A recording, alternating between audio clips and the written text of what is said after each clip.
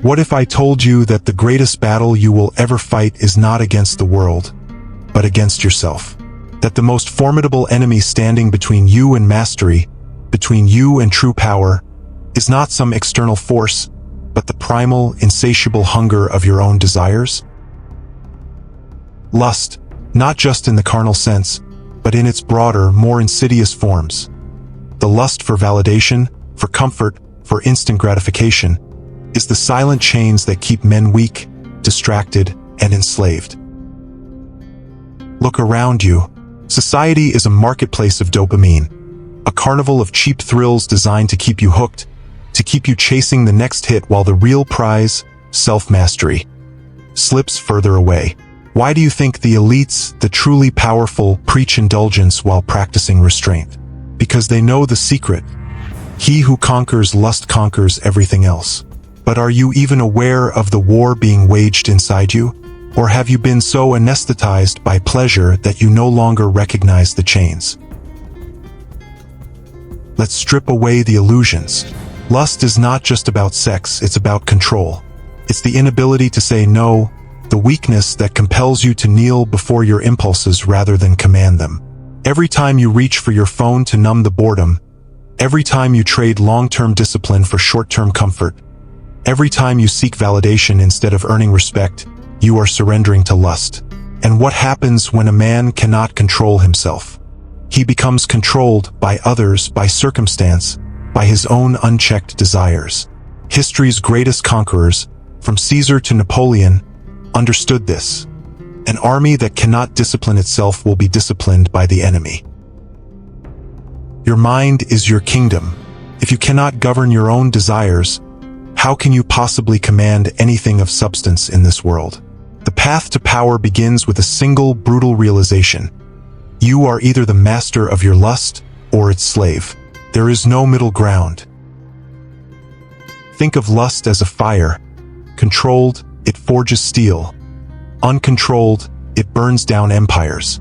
The same energy that drives men to ruin can also propel them to greatness, if only they learn to harness it.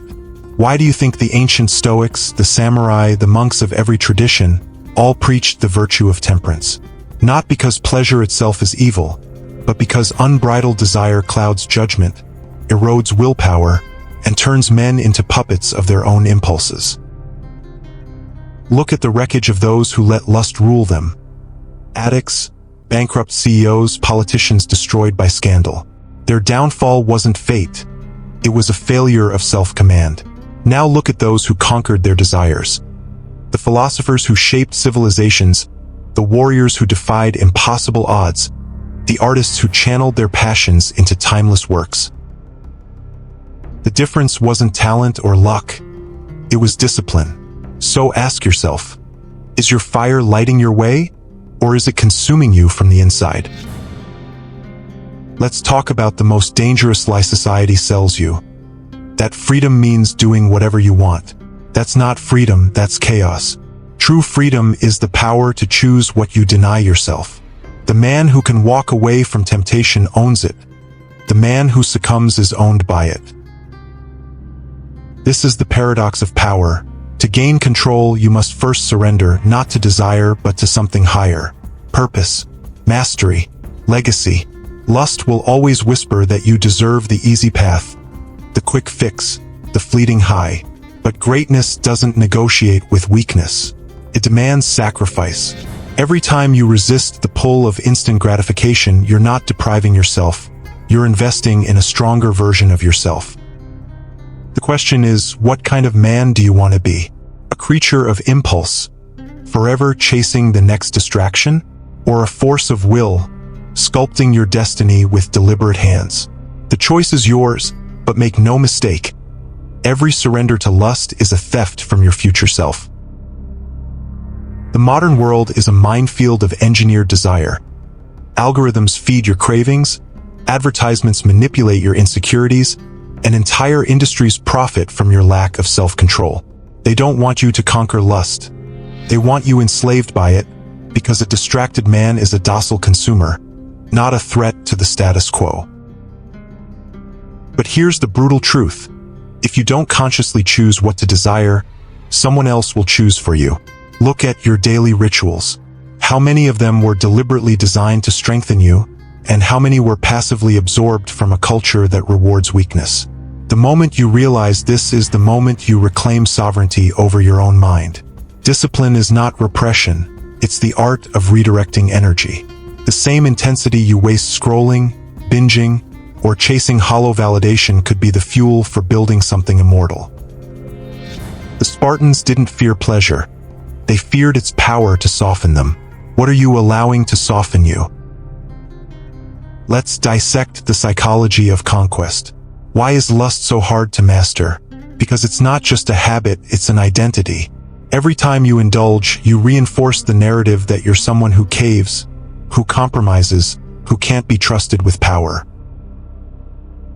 But flip the script. Every act of denial rewrites that story. When you stare temptation in the face and walk away, you're not just refusing a momentary urge, you're proving to yourself on a cellular level that you are the kind of man who commands rather than obeys. This is why the ancients tied self-mastery to masculinity. Not because women can't possess it, but because no civilization survives when its men are ruled by their glands. History's graveyards are filled with cultures that decayed from within. They're people too satiated, too comfortable, too enslaved by pleasure to defend what mattered. Which raises the uncomfortable question. If tested, would you be the exception, or just another casualty of decline? Consider this: lust is the ultimate litmus test for ambition. A man who cannot control his base impulses will never wield real influence, because power doesn't reside in having what you want, but in not needing it at all. The legendary strategist Sun Tzu didn't just study warfare. He mastered the art of detachment, knowing that emotion clouds strategy. The same principle applies to you. Every time you indulge an undisciplined urge, you leak vital energy, the kind that could have been spent on domination, creation, or transcendence. The 21st century's greatest war isn't fought with weapons, but with attention. Who owns yours? Are you directing it with precision, or surrendering it to whatever flickers on a screen, whatever soothes your ego, whatever dulls the ache of unrealized potential? The path to victory starts with a ruthless audit. What are you allowing to occupy the sacred space of your focus? Because whatever it is, it's either building you or breaking you. There is no neutral. Here's the silent tragedy. Most men never realize they were in chains until it's too late. They mistake the numbness of indulgence for freedom, the dopamine hits for happiness, the approval of the crowd for self-worth. But true power operates differently. It's the quiet confidence of a man who doesn't need to prove himself, because he's already proven everything to the only audience that matters, the man in the mirror. Conquering lust isn't about deprivation. It's about elevation. It's recognizing that you are the sculptor of your own soul, and every desire you refuse to kneel to is another chisel stroke toward mastery. The Roman gladiators trained under a brutal motto: "He who fears death dies every day. Adapt it. He who fears discomfort never truly lives." Your excuses won't protect you when regret comes knocking. The world doesn't care about your potential, only what you do with it. So ask yourself now, before the clock runs out, what will you conquer first? Your lust or yourself? The conquest of lust is not a single battle. It's a lifelong campaign fought in the trenches of daily choices. Every morning, you wake up to a world designed to exploit your weaknesses, to seduce you into complacency. The food engineered to be addictive, the entertainment crafted to keep you passive, the social media platforms optimized to hijack your dopamine receptors. All of it conspires to keep you in a state of perpetual craving. But here's the counteroffensive. Awareness is your armor, and discipline is your weapon. When you refuse to let your biology dictate your actions, you see something rare in this era: authentic agency. The Spartans didn't become legendary warriors by accident. They forged themselves through relentless self-denial, through the conscious decision that comfort would never be their master. What's your equivalent? Where are you letting convenience dictate your destiny? Because the man who controls his appetites doesn't just resist temptation. He rewires his own nature, transforming base desires into the fuel for something transcendent. That's the alchemy of true power. So where does this leave you? At a crossroads. One path is wide, well-trodden, lined with the hollow rewards of surrender, the fleeting highs, the empty validation, the illusion of freedom without mastery.